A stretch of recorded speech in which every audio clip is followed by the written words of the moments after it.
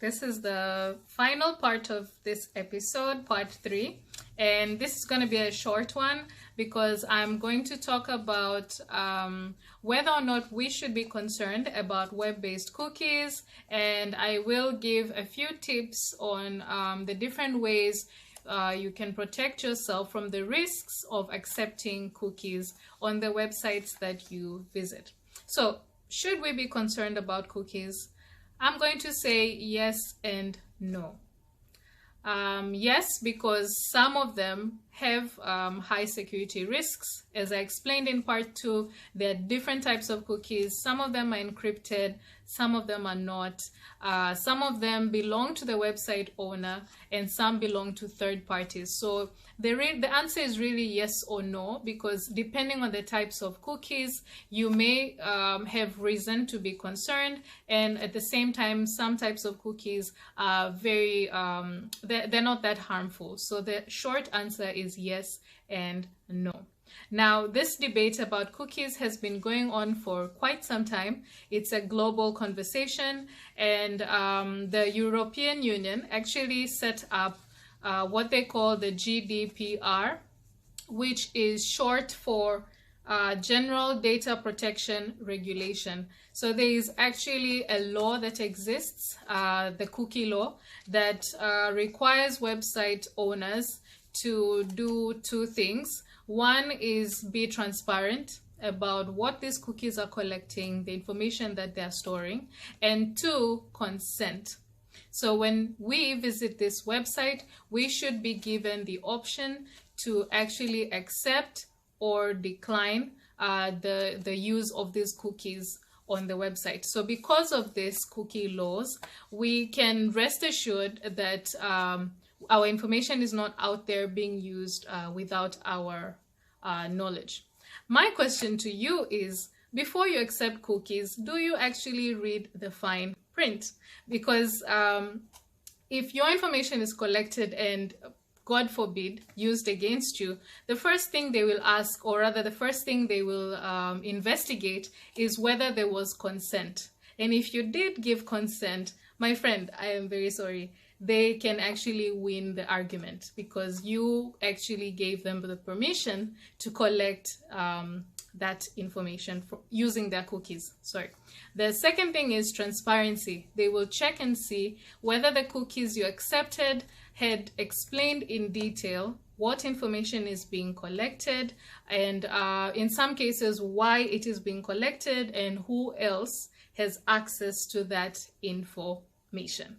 There are some websites you'll visit at the footer, at the bottom. They will have a privacy policy. Read them, because chances are they've explained everything to you. You probably didn't take the time to read it.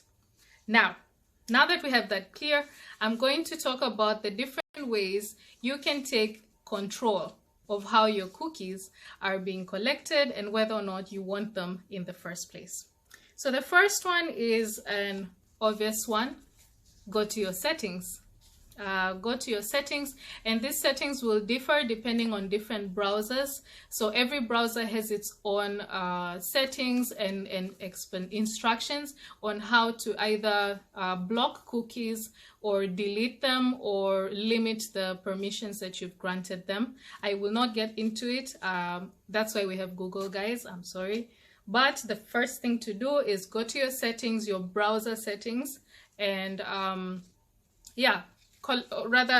let them know what your preferences are. Do you want cookies in the first place? And if you do, what type of information are you willing to give out to the different websites? The second thing is delete your cookies. Go to your history.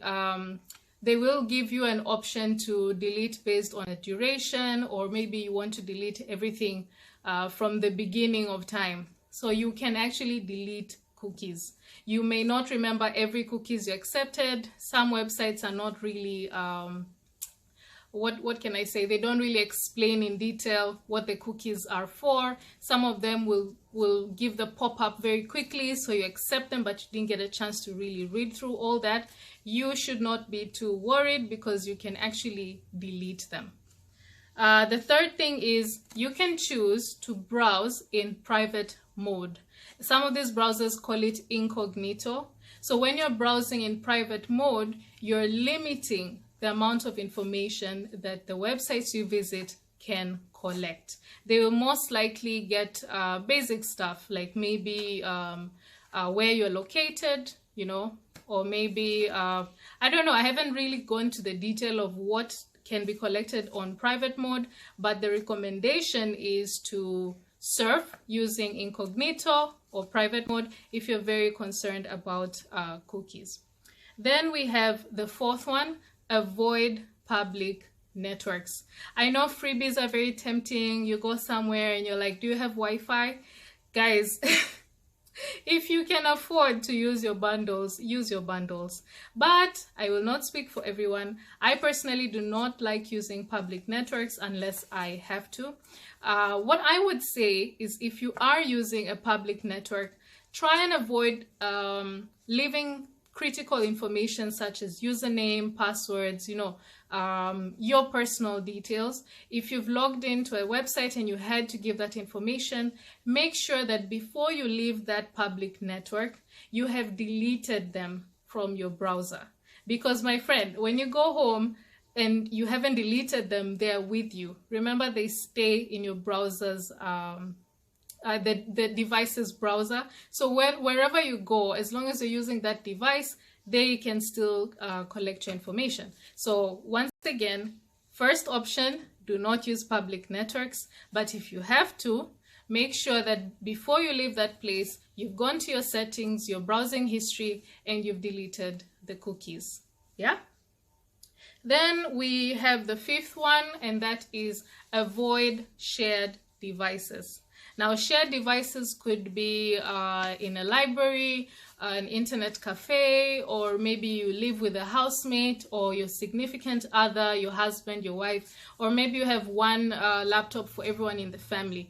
Those are considered shared devices. Now, when you're using shared devices, you also need to take some precautions because not all of you are aware of the security risks of some of these cookies. So if you are very careful but somebody else uses that laptop recklessly, it could end up affecting you. So because you're sharing, you need to be extra cautious. Again, check your history, delete these cookies if you're uncomfortable with the information they have collected. So yeah, keep a mental note to delete the cookies from your browsing history. Then you have the option of installing security apps or software. They exist. What these guys do is they are able to track and identify the different types of cookies that your device has been storing, and they can even tell whether this is harmful or not harmful, and you have the option to remove those that are harmful. Remember, I mentioned in part 2, there are some types of cookies that you don't have control over even if you go to your browser settings. So to make sure you are extra covered, you can get security software. And the final one is gonna sound a bit harsh and also impractical to some extent. Refuse cookies. I mean, there's some websites that function very well without you accepting cookies. So don't go around accepting cookies unless you really have to, because there are some websites that will change the way they load, or maybe the different things you can do if you do not accept their cookies. So depending on the types of websites you're visiting, if you really don't have to, please don't accept those cookies. But if you're like me and you're not really that concerned about cookies, I mean, we differ, follow your own rules, but these are the 6 recommendations, tips, hacks that you can follow to secure your browsing experience. So yeah, guys, let me know in the comments what you guys thought about this episode. I know it's quite heavy. If you enjoyed it, let me know. If you have more questions, please shoot. I will answer them as soon as possible. And yeah, see you in the next episode. Stay with me, guys. Follow, share, comment. I really love getting engagement from you guys. So